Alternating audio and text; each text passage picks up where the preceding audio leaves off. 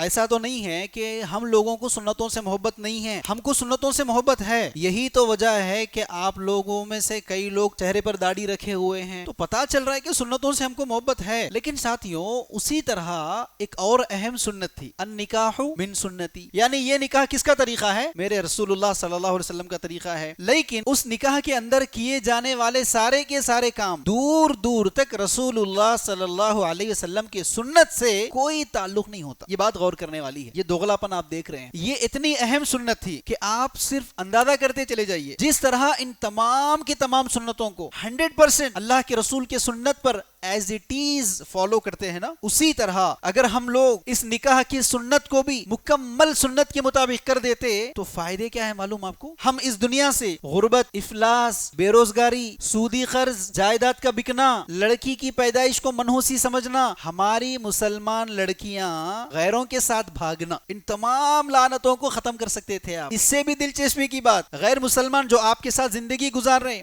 ان تمام کو اسلام کی طرف بلانے کے لیے صرف سنت نکاح کافی تھا آپ کے لیے۔